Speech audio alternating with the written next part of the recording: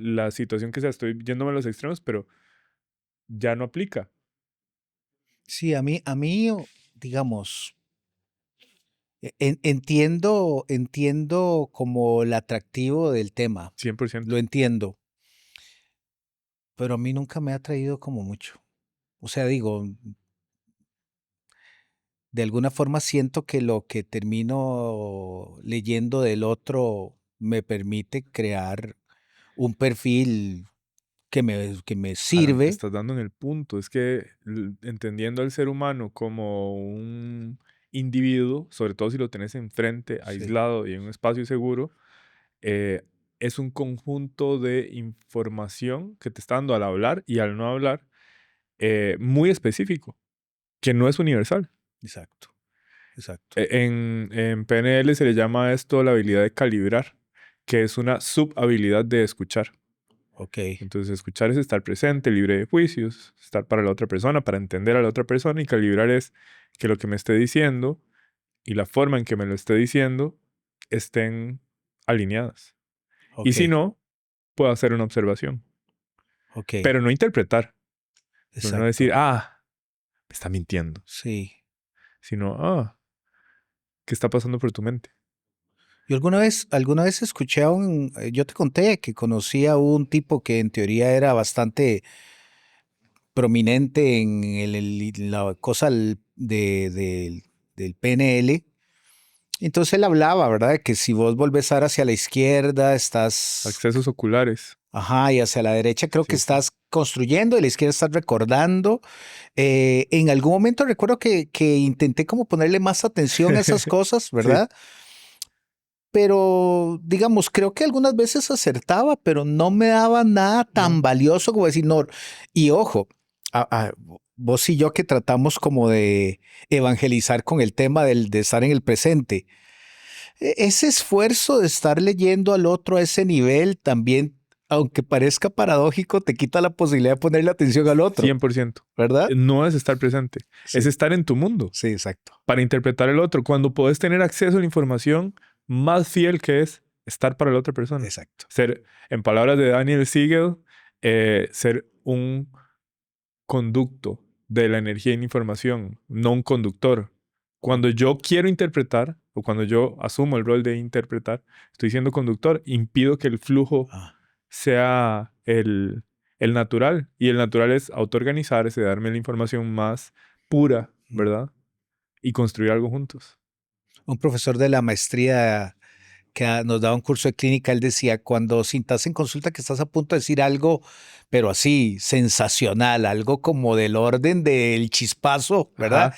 Él decía, no lo hagas porque tener rato estarlo construyendo en tu mente. Hace rato no estás escuchando al otro porque vos decís, esta persona ni se va a venir por donde le voy a salir. Entonces, toda esa conversación que estás haciendo en tu cabeza de lo voy a dejar deslumbrado, va a entender por qué cuesta lo que cuesta hablar conmigo. Él decía, ya todo ese rato no estás escuchando, estás Ok. hablando con vos. Es una muy buena guía. Es una muy buena guía. Y esto requiere de esfuerzo, requiere de práctica, requiere de conciencia. Sí, Y requiere darle un valor a la interacción con la otra persona, ¿verdad? sí. Porque si yo estoy para tener la razón, ya voy a estar creando mis propias barreras sin darme Claro, cuenta. claro. Pero Deja si de yo... ser horizontal. Ajá. Deja de ser horizontal, ¿verdad? Ya me estoy colocando en psicoanálisis, diríamos, o sea, estoy tratando de convertirme en un amo, ¿verdad? El que dice, yo le voy a decir a usted, o sea, lo que usted está pensando en realidad significa, o sea, ve lo que le estoy diciendo al otro, lo que usted piensa, usted no lo entiende. O sea, usted no sabe interpretar ni sus propios pensamientos. Entonces, había un psicoanalista muy famoso que venía de Costa Rica, Eli Morales, un tipo muy importante en México, en Costa Rica. Y él decía que la clínica no se convierte en una fábrica de amos, decía él.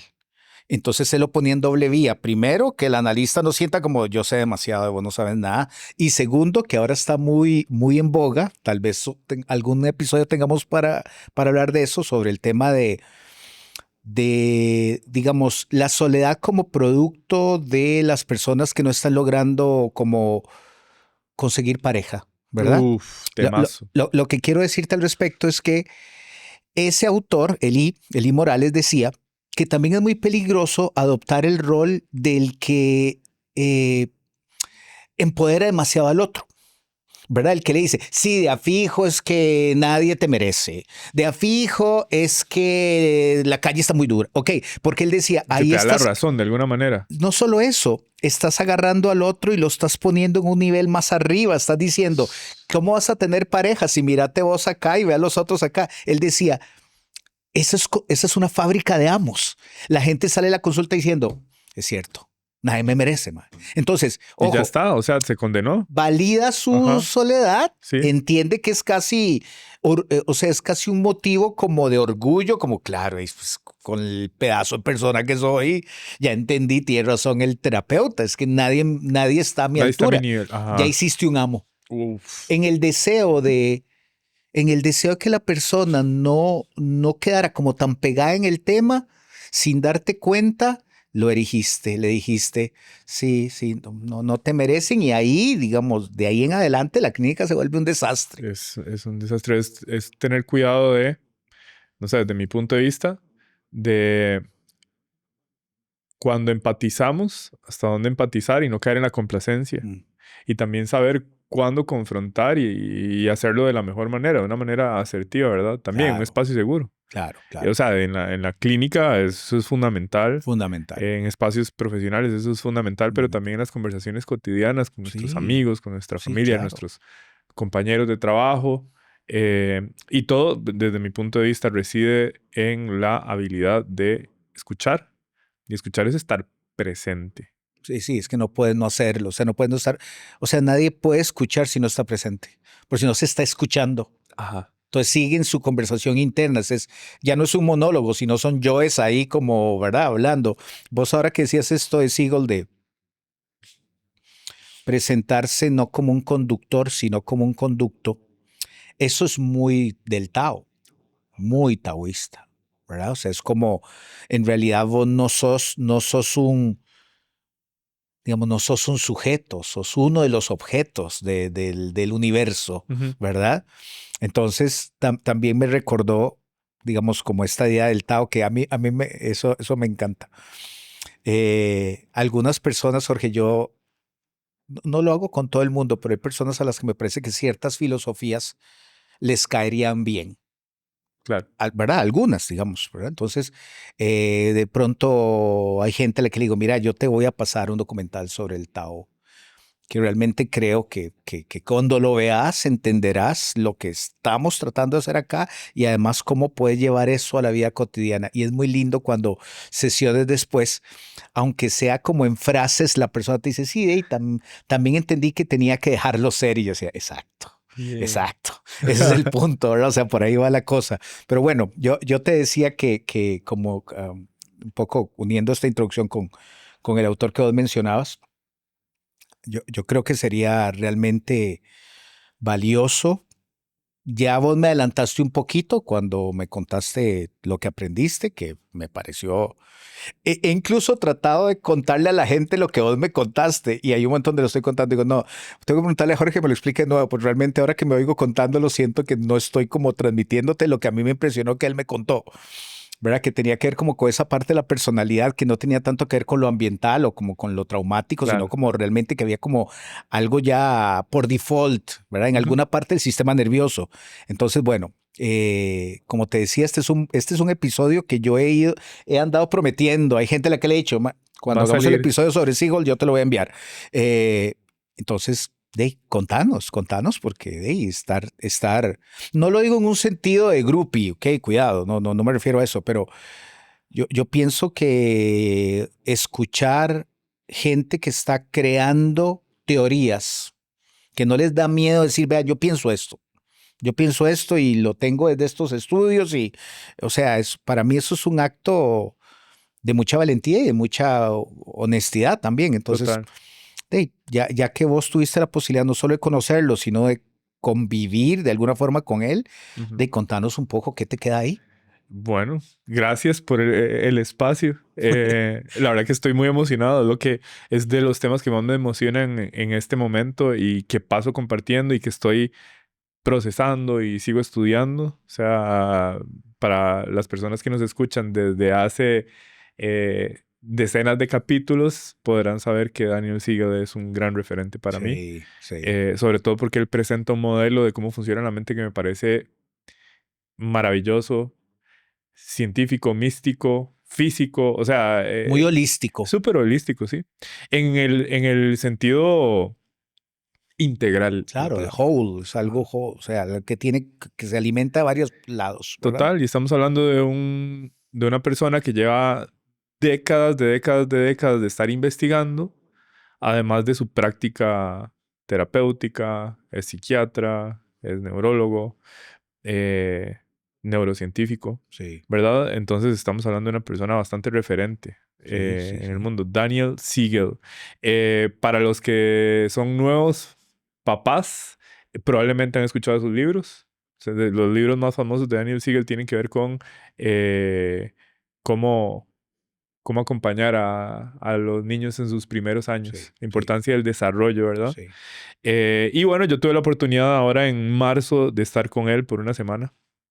Y fue espectacular. O sea, yo estaba familiarizado con el trabajo de la mente, y creo que sería bueno poner ese contexto. La mente, para la teoría de Daniel Siegel, es un proceso de energía e información que ocurre momento a momento, no solo en nuestro cerebro, sino también en nuestro cuerpo. Energía e información que está ocurriendo momento a momento en nuestro cerebro, en nuestro cuerpo, pero no solamente ahí, sino en relación con otros. En este momento está ocurriendo la mente. Está Energía e ocurriendo la mente. información entre vos y yo, ¿verdad? Pero no ocurre solamente en relación con otros, sino con todo lo que está vivo. Ok.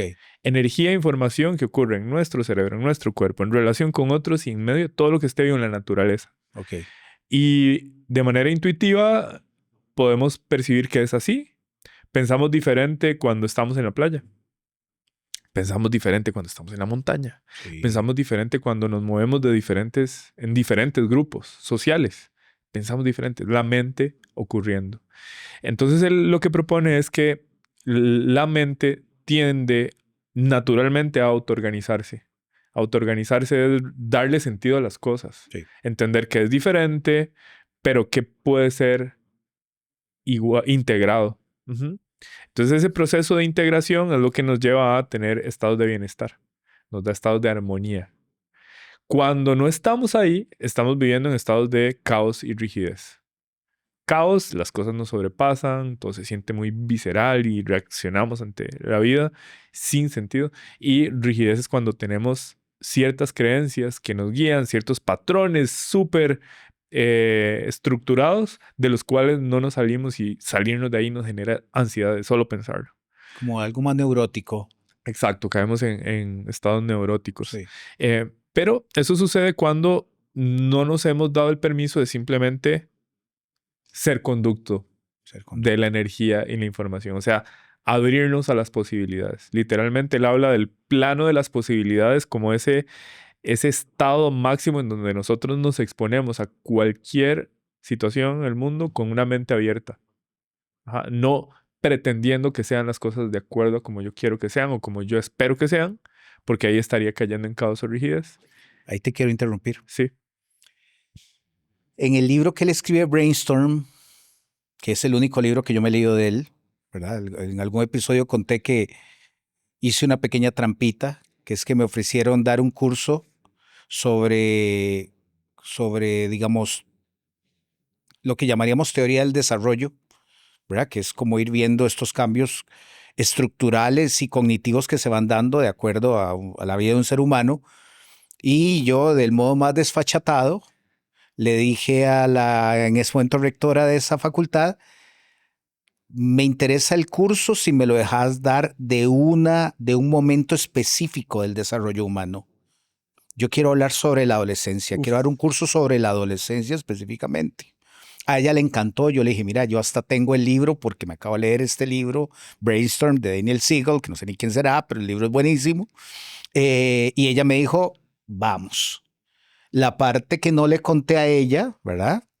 Es que yo estaba a 2 años de lidiar con la adolescencia de mi hija. Entonces yo dije: Te estás ok, preparando. o sea, pues estoy formándome, Sí. estoy compartiéndole a mis colegas estudiantes de psicología que La adolescencia, la gente la entiende poco y un psicoanalista, Donald Winnicott, él decía algo genial. Él decía que a los adultos nos sucede una amnesia adolescente, decía él. Él decía, ningún adulto se recuerda de adolescente. Por eso juzga. Hablando de los amos, el adulto es un amo. ¿Qué dice el adolescente? Uy, los adolescentes, man. Uy. Ajá. ¿Verdad? Y él dice, no, o sea, vos fuiste ese. Vos fuiste Uf. ese. O sea, entonces él en algún libro decía, a veces uno oye a los adultos y parece que nacieron adultos. Ajá. ¿Verdad? Bueno, entonces, bueno, el punto, al punto, lo que quería contarles es una total confesión. Es que entonces yo doy este curso donde estoy realmente como pensando por 4 meses seguidos la adolescencia, la adolescencia, la adolescencia. Termina el curso, ya ahí yo tomo la decisión, no a partir de este curso, pero tomo la decisión de dejar de ser profesor. Ese fue el último curso que di. Y en ese libro recuerdo con mucha... Sí, a mí el libro me generó mucha alegría. Te voy a decir por qué, porque pese que en la adolescencia no es como un momento de mi historia que yo haya amado, como yo, ay, qué chiva, volvería a, no, ni loco, sí me ayudó como a hacer las paces con lo que no me gustaba de mi adolescencia. Hay una frase casi al final del libro de Daniel Siegel, para los que no han leído Brainstorm, en ese momento él está explicando las neurociencias de los cambios estructurales del cerebro en la adolescencia. ¿Con qué lo adereza? Con ejemplos de sus 2 hijas adolescentes. Entonces, el libro es maravillosamente ameno porque no es técnico. Es un Ajá. súper buen escritor. En ese libro me Súper bueno. parece, pero, o sea, un cinta negra. Y bueno, en alguna parte ya terminando el libro, él dice algo así, Jorge, no lo voy a citar, pero él dice algo así. En síntesis, se dice mucho que nosotros deberíamos en la adultez volver como a conectar con la infancia. A lo que él dice, no, deberíamos conectar con la adolescencia. ¿Por qué? Porque en la adolescencia éramos más arriesgados. Porque en la adolescencia alguien me podía invitar a algo, yo no empezaba así, pero ¿quién va? Y si dar comida vegetariana. Y si yo me quiero devolver, ¿puedo o tengo que quedarme? Él decía, un adolescente no piensa así. Un adolescente va a la fiesta y dice, esto está aburridísimo, me voy, ya listo. No fue un issue. Llegó, se quedó un ratito, le gustó, no le gustó. Él dice, me gusta más la postura del adolescente ante la vida, porque el adolescente no anda prefabricando demasiado. Le entra las cosas, las que le gustan las vive y las que no las... Entonces, bueno, Intensamente. eso a mí ahora que hablabas de esto, Wow. como de abrirse a las posibilidades y todo, Sí. en ese libro está muy presente. Total. Y él habla de ese plan, le dice plano de las posibilidades, a accesar a esa apertura para vivir la vida presente y disfrutar al máximo, gozar de cada momento, ¿verdad? ¿Qué nos impide estar en el plano de las posibilidades? Esa rigidez, ese caos interno que nos hace poner expectativas demasiado frágiles, ¿verdad? De cómo tienen que ser las cosas según yo, ¿verdad? Y todo eso sucede, obviamente, no de manera consciente. Sucede a través de nuestra historia personal. Y ahí es donde viene la siguiente parte, que es lo que aprendí en este retiro. Entonces yo digo, bueno, viene Daniel Siegel, tengo la oportunidad de seguirme formando, creciendo profesionalmente con este mae que es mi héroe, ¿verdad? Eh, lo que pasa es que yo no sabía ni a qué iba. O sea, yo vi retiro con Daniel Siegel. Es un workshop basado en personalidad, temperamento y apegos. 3 conceptos de los cuales no sabía nada. Eh, pero bueno, me animé. Fui en Como un inglés, adolescente. como un adolescente, en inglés, lo cual yo todo, prácticamente el 95% de las cosas que consumo son en inglés por Okay. el tipo de tema al que me siento llamado. Pero hablarlo es otra cosa, ¿verdad? Yeah. Es otra carga cognitiva. Sí. Yo siento que después de 2 días ya mi cerebro hace clic, Yeah. pero me toma todo ese rato. Sí. Bueno, en fin, estuve al lado de alrededor de 30 personas de diferentes partes del mundo. psiquiatras, psicoanalistas, terapeutas, maestros de yoga, o sea, personas que están muy metidas en el mundo del crecimiento personal y con amplia experiencia. O sea, yo creo que yo era de los más jóvenes, si no el más joven. Oh, Entonces también estar al lado de personas con tanta experiencia, personas inclusive psicoanalistas retirados, pero que siguen formándose, eso me llamó demasiado la atención, con una lucidez impresionante. Yo decía, wow, es increíble lo que podemos hacer los seres humanos cuando nos mantenemos activos y sí. explorando y Cuando con algo te curiosidad, apasiona. ¿verdad? Em, Ahora sí, vamos al contenido. Eh, Aprendí que gracias a la teoría que viene formando Daniel Siegel con un equipo desde hace más de 20 años, em, los seres humanos nos manifestamos ante el mundo con ciertas inclinaciones, o sea, ciertas motivaciones y cierta dirección de la atención. A esto él le llama patrones de la personalidad. Y es muy importante este concepto, porque no existe tal cosa como una personalidad. Son patrones. Y esto implica que los patrones pueden cambiar. Pero estos patrones lo que nos están reflejando es que esta persona se relaciona con otros de cierta manera, de acuerdo a lo que le motiva y de acuerdo a en dónde está su atención. ¿Qué le motiva? Tres áreas de motivación, según esta teoría. Eh, Agencia, agency en inglés es como sentir injerencia en el mundo, Sí, ¿verdad? Que yo sí, pueda hacer algo en el mundo. sí. La capacidad de accionar. Exacto. Eh, Bonding, conexión con otros. Mm. Y certeza, Certeza. certainty. Ujú. O sea, esa motivación de certeza. A mí lo que me interesa es estar seguro. Que se combina con tres direcciones de la atención, que es hacia adentro, o sea, mi mundo interno, diático, ¿verdad? Fuera adentro, Mm. y hacia afuera, hacia lo externo. Cuando combinamos eso, salen 9 patrones de personalidad. Esto fue influenciado e inspirado en el eneagrama. Él fue invitado por un grupo de personas que se habían especializado en el eneagrama, terapeutas, para investigarlo, para ver qué tan relevante era para el área terapéutica, ¿verdad? Y el acompañamiento de personas psicológicamente. Daniel Siegel menciona que es importante para él hacer saber que el eneagrama no tiene fundamento científico, que la parte filosófica no la tomaron en cuenta, simplemente se enfocaron en ver qué aportaban estas personalidades que estaba ofreciendo el eneagrama, Mm. de la 1 a la 9. Ujú. Sí. Este, Hay un español súper famoso, ¿te lo has topado? hay varios, hay varios. Hay uno en particular, pero Sí, que está como súper metido con el enneagrama y está escribiendo sobre el enneagrama. Creo que se llama Borja él, Borja Vilaseca, creo, estoy bateando a lo pronto, ajá. tal vez. Pero bueno, sí hay como gente muy, muy, Es muy muy metida en metido. el enneagrama. Claro, y desde mi punto de vista es algo que se vuelve súper atractivo.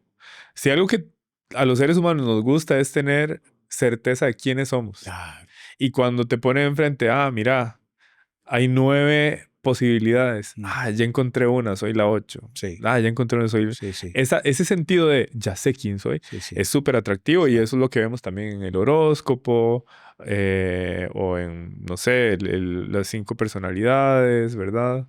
Eh, está en la teoría junguiana, sos introvertido, extrovertido, mental, emocional, ¿verdad? Hasta si no sé, alguien podría decir, yo me identifico más con el arquetipo tal. Sí. Es esa necesidad de certeza. Pero bueno, él lo enmarca dentro de patrones de personalidad, Sí, que son el reflejo. Y ojo, patrones de personalidad quiere decir que pueden cambiar, o sea, la personalidad puede cambiar. ok, Eh, estoy de acuerdo. él menciona, existen los niveles más altos de la personalidad y los niveles más bajos. ¿De qué depende que nosotros manifestemos los niveles más altos? O sea, la mejor versión de la personalidad o no, de la relación que nosotros tuvimos con nuestros cuidadores de pequeños. ¿Ok? Esa es la conexión.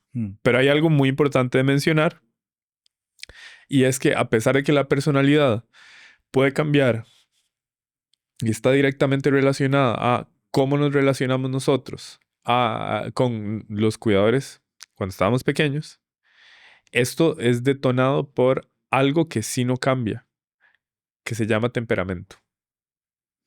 Según los estudios que ha hecho Daniel Siegel con su equipo, el temperamento es innato, no heredado, no genético.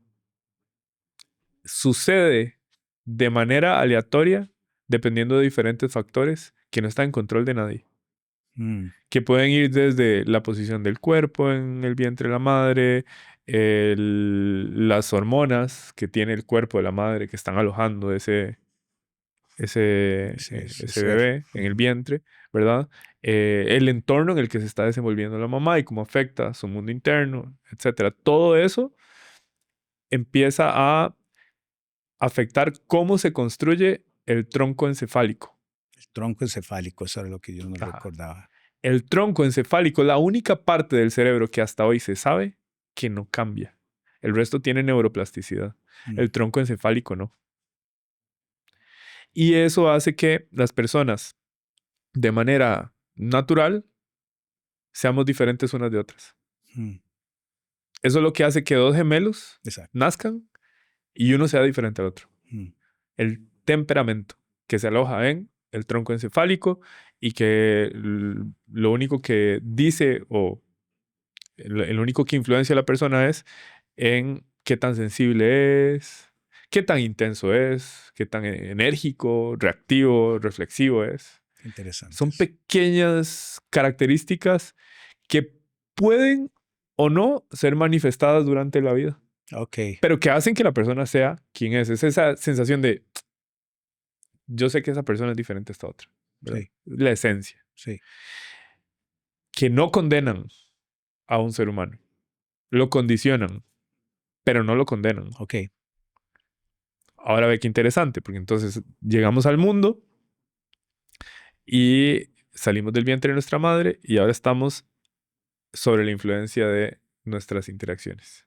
Pero antes de avanzar ahí, quiero compartir una metáfora lindísima que tiene Daniel Siegel, que es la hipótesis de que nosotros, cuando estábamos en el vientre de nuestra madre, es la única vez que hemos experimentado el estado de wholeness, plenitud, de tenerlo todo, de no necesitar nada. Literalmente estábamos unidos con la naturaleza. No había sensación de separación. No necesitábamos comer, ni siquiera necesitábamos respirar. Eso sí que es estar pleno. Sí, ni teníamos los sentidos siquiera para construir nada. Pero ya estamos vivos. Claro. Había una pequeña conciencia de estar completo. Y luego, por contraste, salimos al mundo en una situación súper estresante para todas las partes involucradas. Ya tenemos que buscar oxígeno para vivir. Ya nos estamos estresando cada vez que tenemos hambre. Ya hay necesidades fisiológicas que están sucediendo. Estamos a merced del mundo. O sea, sin un acompañamiento, nos morimos, ¿verdad? Es pura supervivencia. Entonces él dice que por contraste, los seres humanos cuando crecemos, en una memoria implícita, estamos queriendo volver ahí. Este espacio es una realidad gracias a la Academia Mind Coach. Nosotros nos dedicamos a formar líderes en comunicación humana. Tenemos una misión y es cambiar por completo los paradigmas que hay en contra de las personas que se encargan de liderar a otros. Se dice que 1 de cada 3 personas que asciende a un puesto de jefatura no ha tenido una formación que le permita interactuar de la mejor manera con su equipo y crear un ambiente saludable para que todos se desarrollen y haya una comunicación efectiva. Nuestro modelo consiste en acompañar de forma personalizada a todos aquellos que quieran mejorar sus habilidades para construir acuerdos y solucionar conflictos por medio de nuestro programa estructurado que te va a permitir comprender cómo funciona la mente, cómo construimos las emociones, cómo operan los seres humanos, cómo el lenguaje impacta nuestra versión de la realidad y a partir de ahí adquirir herramientas para influenciar, para acompañar, para tomar decisiones, para dar feedback, para recibir feedback, para dar peticiones, para contar historias y muchas otras cosas más. Si vos sos una persona que quiere desarrollarse, crecer profesionalmente, con una vida balanceada, con nuestro modelo, te voy a invitar a darle clic al link abajo. Nosotros te vamos a estar esperando para acompañarte en una sesión completamente gratuita, darte los detalles y saber si calificas para ser parte de nuestra tribu de líderes en comunicación humana. Ajá. Sí. Sin darnos cuenta, todo lo que perseguimos los seres humanos en este plano físico es querer volver a ese estado de wholeness. Esa es la lucha. Me parece maravilloso. Tiene sentido.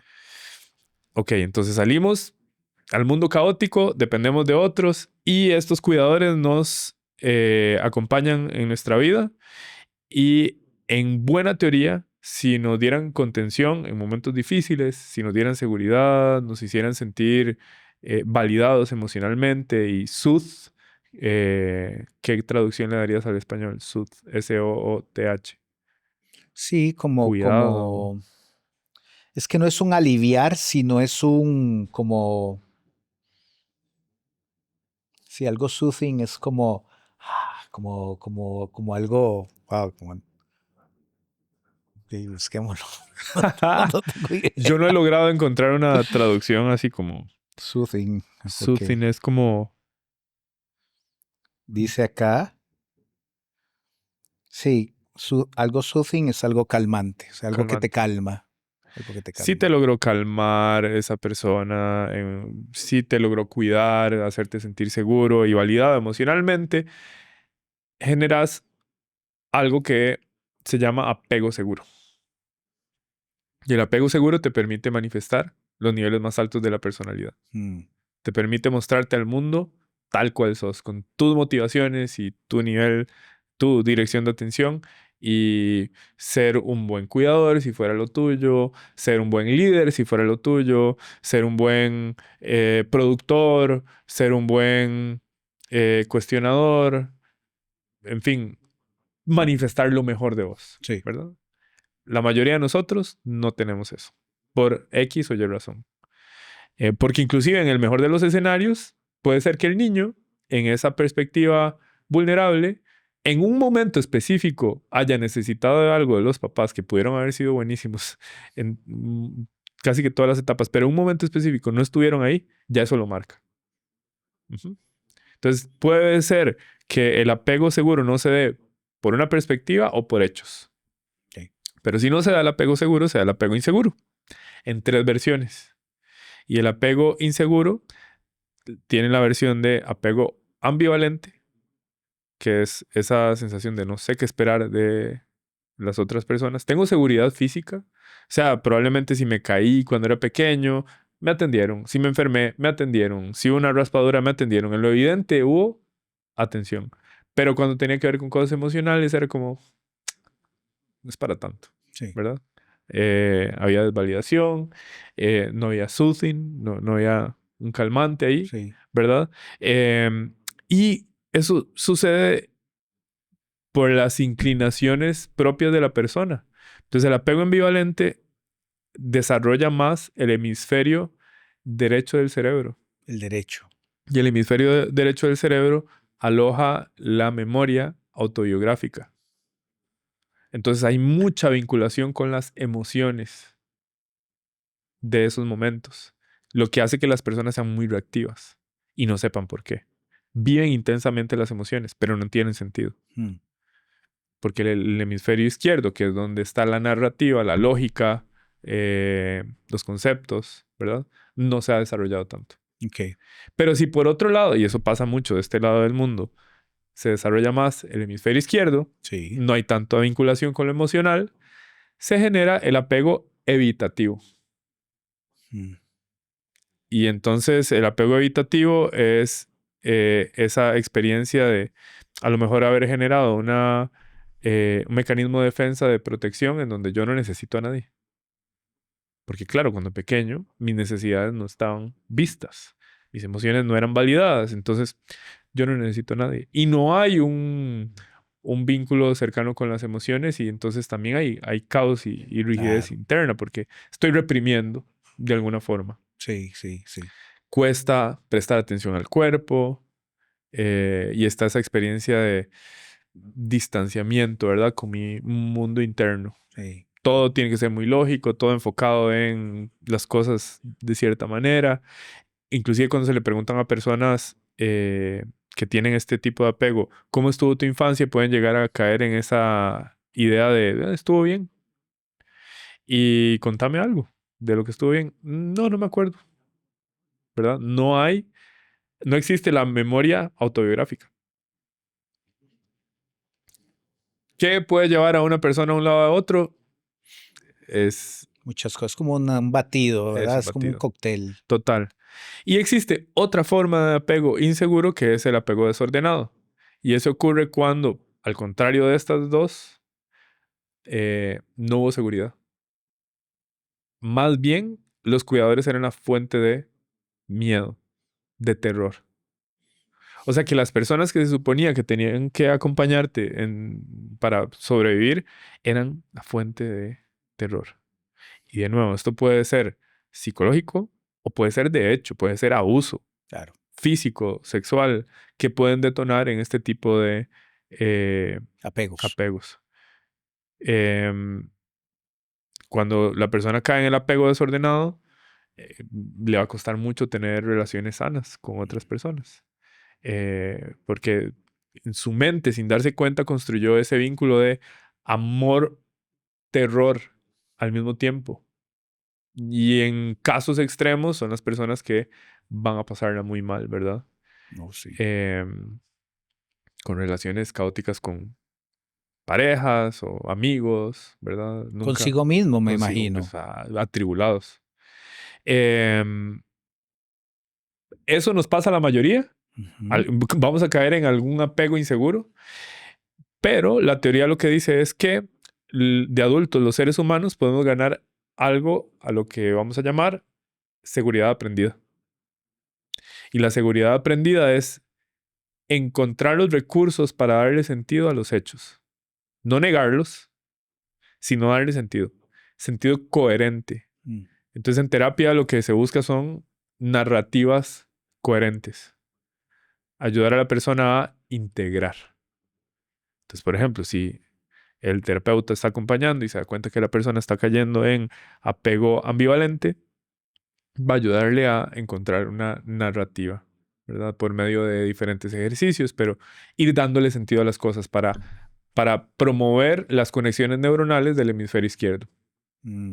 Por otro lado, si el terapeuta se encuentra con una persona con apego evitativo, le va a acompañar a conectar con su cuerpo, con sus emociones, con esa memoria autobiográfica. Ujú. Ujú. Ujú.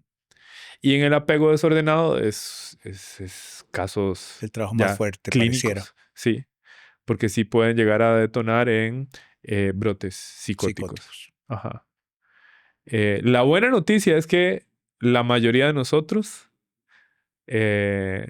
hemos logrado desarrollar mecanismos para ir integrando poco a poco y simplemente está la sensación de, siento que yo podría ser mejor. Mm. Hay algo más, hay algo en mí que quiere ser manifestado que está teniendo una barrera. Y ahí es donde, bueno, diferentes prácticas en el día a día, diferentes hábitos nos pueden ayudar y el acompañamiento profesional es fundamental. Claro. Em, Creo que la idea más interesante aquí es la que proviene del concepto de integración, que es entender qué es lo diferente y cómo es que se conecta. Entender qué es lo diferente y cómo es que se conecta. Cómo es que yo tuve una infancia que me marcó. Eso se conecta. Pero es diferente a cómo yo puedo vivir la vida ahorita, Ujú. ¿verdad? O entender que mi hemisferio derecho es diferente al izquierdo, pero cómo los puedo conectar. Son parte de un mismo cerebro, de un mismo sistema nervioso. Ujú. Entender que yo soy diferente a vos, ¿verdad? Nos separa esta ilusión de átomos que no están tan cerca como otros, pero también somos parte de algo más grande, Claro. ¿verdad? Y entonces compartimos cosas, compartimos gustos, inclinaciones, compartimos espacio, compartimos conversaciones, somos parte de algo más grande. El problema es cuando hacemos la dualidad en las cosas, y es muy Tao. Cuando vemos las cosas duales, polarizamos, nos separamos y todo empieza a ser muy rígido y caótico. Sí, sí, sí, sí. Cuando nos abrimos al oneness, ¿verdad? A la singularidad. Y ahí es donde viene toda la mística. Ujú. Ahí es cuando experimentamos los estados más elevados de la conciencia humana. Y eso es algo que se puede cultivar todos los días.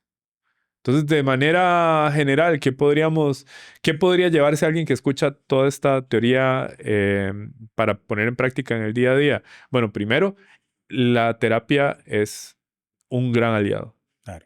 para darle sentido a tu historia, no para quejarte de ella, no para sentirte condenado por ella, sino para darle sentido como un adulto con nuevos recursos, con una nueva mirada, entendiendo que así como vos tuviste cierta relación con tus papás tuvieron cierta relación con tus abuelos. Claro. Y ahí va, o sea, es un linaje que impacta cómo una persona se muestra ante el mundo. Sí.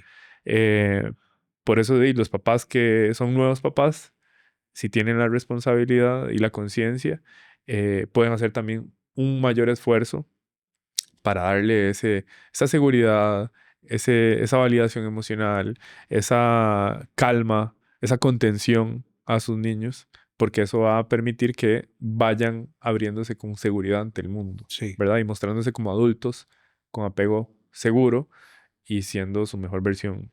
Pero si no, siempre existe el camino de la seguridad aprendida. Sí.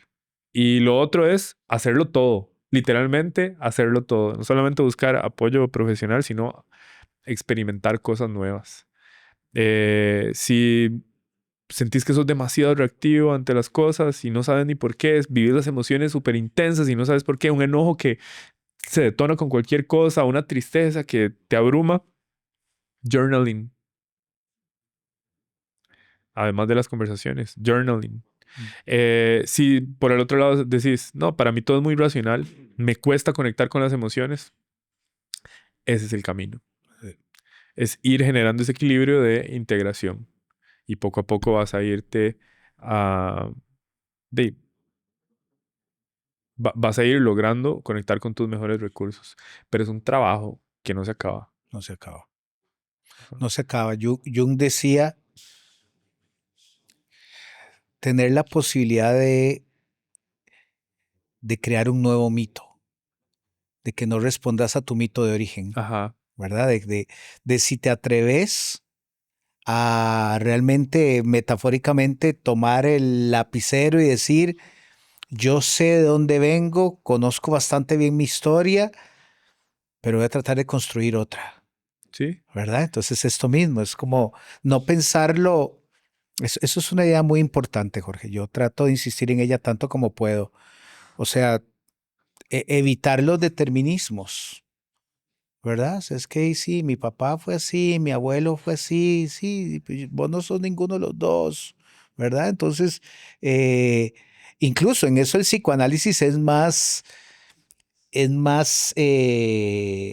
molesto, donde te dice, o donde más bien te pide preguntar, ¿qué ganarás sintiéndote que sos igual a papá y al abuelo? O sea, alguna ganancia, lo que Freud llamaba una ganancia Claro. secundaria. Claro. Lo decís con tanto orgullo que una de dos, o sentís que es como un linaje, como que, ¿verdad? Como la gente que tiene un apellido, ¿verdad? Que siente que tiene como un abolengo porque, ¿verdad? O lo estás usando simplemente para ahorrarte el trabajo de intentar cambiar. Claro. Pues todos los hombres de tu familia son eso. Y si terminas siendo eso, nadie te va a recriminar porque hasta lo entendíamos. Lo interesante es si puedes salirte de ese patrón, hablando de patrones. Total, o sea, yo creo que una buena manera de entender si uno está teniendo una narrativa incoherente es si es rígida. si no te da chance de cambiar. Mm, Porque noticias, en esta realidad que vivimos, todo cambia. todo cambia. Y si vos estás conteniendo ese cambio de alguna manera, o sea, estás haciendo un esfuerzo grandísimo, va a explotar por algún lado. Claro. Van a haber problemas para relacionarte, van a haber problemas de salud, ¿verdad? Y por otro lado, si vos más bien te abrís y decís, bueno, esto es lo que venía haciendo mi familia, esto es lo que me dijeron todo el rato, ¿qué pasa si experimento? Me voy a dar permiso Sí. de hacer algo diferente. Hoy, mínimo. Mañana quizás un poco más. O si siento ese ímpetu, mandarme con todo, ¿verdad? Mm, Experimentarlo todo. Accesar al plano de las posibilidades. Que por cierto es una pequeña hipótesis de Daniel Siegel súper volada basada en física cuántica. Él lo que dice es, aprendimos a vivir la realidad basada en las reglas newtonianas, que son lineales, pero el tiempo en realidad no existe. El tiempo es solamente un concepto que utilizamos para hacer saber que hay cambio, y el cambio siempre va a ocurrir, es constante. Eh, pero el tiempo es relativo. Ujú. Entonces, si accesamos al mundo cuántico, en donde hay partículas que se están moviendo constantemente, que ni siquiera, o sea, nosotros estamos compuestos de átomos que están vibrando de manera aleatoria, que no se tocan entre sí, en realidad las posibilidades son infinitas. mm, Y lo que disminuye la capacidad de accesar a ellas es crearnos en nuestra mente la ilusión de la probabilidad.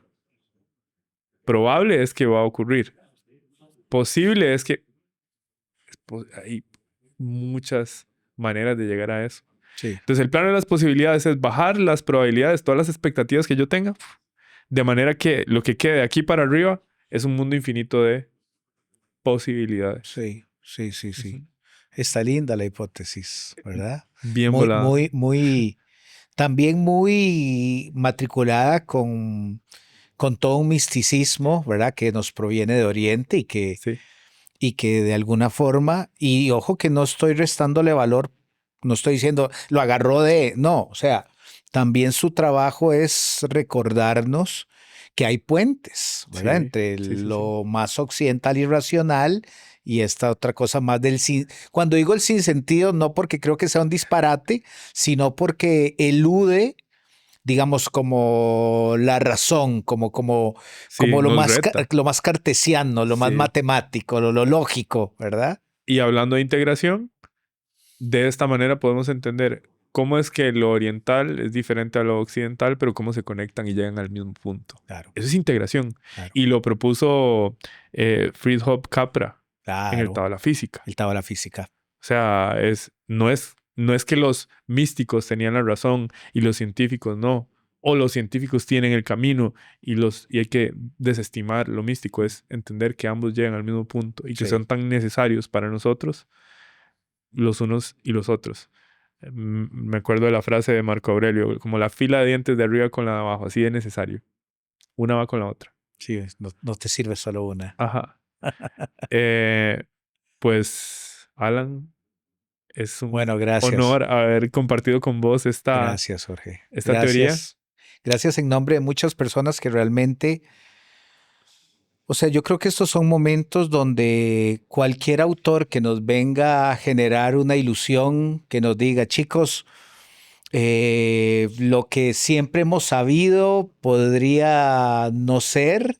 No se asusten, aprendan, ábranse lo que él dice, o sea, el plano de las posibilidades, ¿verdad? Yo uno de estos días le contaba a un consultante que cuando yo me gradué, cuando yo me licencié, mi palabra más odiada, digamos, lo que más me representaba rechazo era lo ecléctico. ¿Verdad? Claro, porque yo venía de una formación muy ortodoxa. Entonces lo ecléctico era como lo que no puede ser, ¿verdad? O sea, todo tiene que, también muy cartesiano, como, ¿verdad? Eso es Sí, causas, efectos. Y yo le decía a él, o sea, que, o sea, me he convertido al pasar de los años en un tipo, para no decir muy ecléctico, digamos que ya no le da miedo el eclecticismo, digamos, ya no me asusta la idea decir, puña, de pronto, esto que acabo de encontrar, esta idea es valiosa. Se afilia al psicoanálisis. ¿Es Ajá. valiosa o no es valiosa? ¿Me entendés? O Bien. sea, ojo, no estoy hablando de un eclecticismo en el sentido chabacano de voy a conectar todo con todo. No, no soy ese.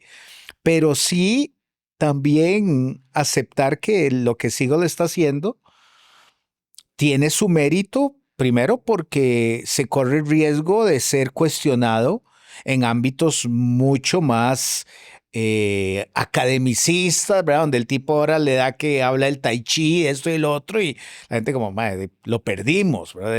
Era un neurocientífico y mira dónde terminó.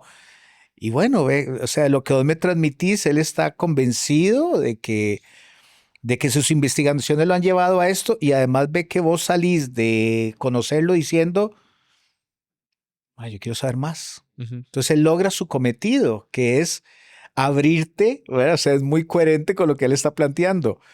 Vos fuiste a darte cuenta que hay infinito número de posibilidades, de que entrarles. Total. Y sí me gustaría hacer la salvedad, que es súper coherente para lo que él está exponiendo, de que él enseña esto e invita a someterlo a debate. Él dice, esto ha funcionado de acuerdo a nuestros estudios, pero estamos abiertos a que alguien nos demuestre lo contrario Sí. y enriquezca el modelo. Mm. Entonces, él habla de hipótesis. Sí, O sea, sí. ni siquiera de teorías. Mm. Es un modelo basado en hipótesis. Después de 20 años de investigación es como, wow, Muy humilde, muy increíble. honesto, ¿verdad? Sí, O sea, es el tipo de científico que es fácil de admirar porque no se presenta desde un lugar de amo, sino que él llega y dice, voy por acá. ajá, total. Esto es lo que llevo. Ojalá le sirva, Increíble. ¿verdad? Pues bueno, yo espero que lo hayan disfrutado tanto Yo como estoy seguro nosotros. que lo han disfrutado. Yo lo he disfrutado muchísimo. Me Muchas gracias, encanta. Jorge. Hasta la próxima. Recuerden suscribirse, comentarnos, compartirlo. Todo, de Nos todo. vemos. Pura vida. Chao. Chao.